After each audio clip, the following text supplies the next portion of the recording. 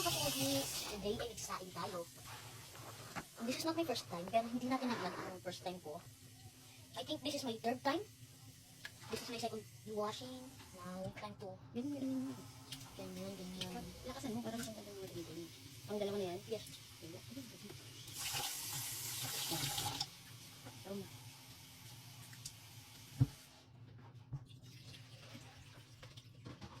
What's next, mommy? Ha? Wala pang tubig. Tubigan mo. Ibigyan din mo lang tinutubigan. Tubigan mo mga bigas para sa pantay. Ano mo na sa kanya mo. Oh, ilan mo ito? Yan, ilan mo. Sukatin mo na. Make sure pantay mo mga bigas. Ikaw ang pantay mo bigas. That's why you're practicing nga eh. Hindi pa ako masyadong marunong. Dali na. Oh, huwag mo ganunin. Tumataas yung bigas eh. Huwag mo ganyan. Straight lang. Straight ganyan. Huwag mo ganyanin. Oh, saan? Hindi. Dire. Tingnan mo naman upward.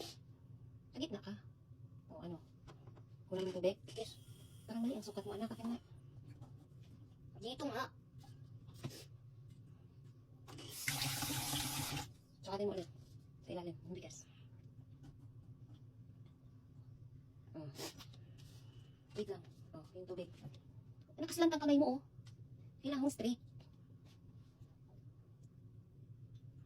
Ano? Anin sa aning tubig? Kulang pa. Okay na.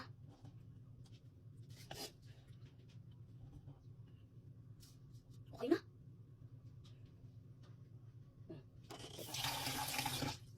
Now it's time to punas.